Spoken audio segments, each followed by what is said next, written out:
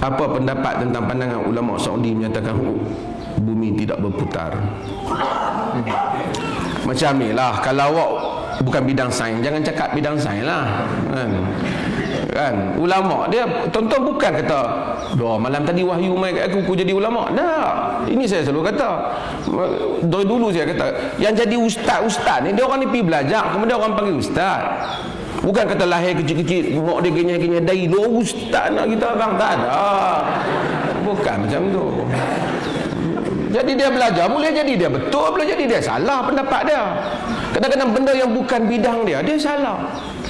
Dulu sebahagian sarjana, hatta dalam kalangan ulama tafsir, ada yang menulis bumi ni leper. Takkan kita nak terima? Kerana dia duduk di kampung dia tengok bumi leper. Hatta dengan menghormati kesarjanaan, keilmuan, kehebatan, keagungan Imam Syafi'i, pendapat Imam Syafi'i yang menyatakan bahawasanya air musyammas, air yang terdedah kepada matahari, boleh menyebabkan penyakit sopak. Lalu dia memakruhkan air itu di atas beberapa alasan-alasan yang lain jugalah. Pendapat ini ditolak oleh pendapat lain kerana untuk nyatakan menyebabkan sopak dari segi bukti saintifik tak terbukti. Bukan kita hina, tapi dia bagi pandangan berdasarkan maklumat yang dia ada ketika itu. Contoh yang lain saya bagi contoh. Di kalangan, dulu saya sebut banyak kali dah contoh ni.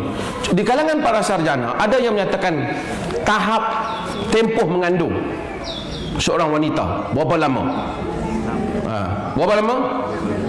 9 bulan boleh pergilah, saya ingat sampai 10 lebih. Itu pun kadang-kadang doktor dah kacau kan. Ada kita sebut 4 tahun.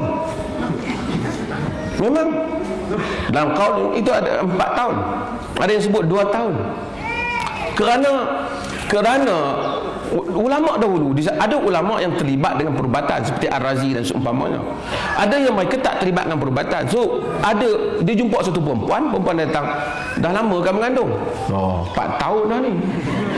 Dia duk rasa masa 4 tahun dulu duk lawyer ke apa kan. So dia dengar 2-3 orang, so dia catatkan 4 tahun. Tapi sebenarnya itu bukan mengandung.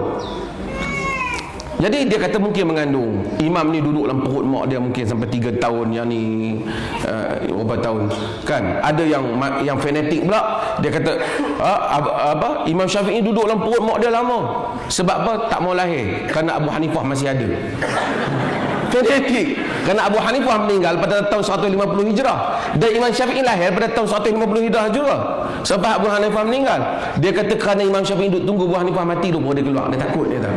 Ini satu fanatik yang rapat yang dikeluarkan oleh ahli-ahli Khurasan pada zaman itu. Dan tak mungkin. Tapi ada kesan fiqh, dia ada konsekuensi fiqh. Satu orang, katakan satu orang suami dia, saya sebut suami dia meninggal 4 tahun lepas, tiba-tiba dia lahir anak. Dia abang kata anak dengan suami 4 tahun lepas meninggal, macam mana?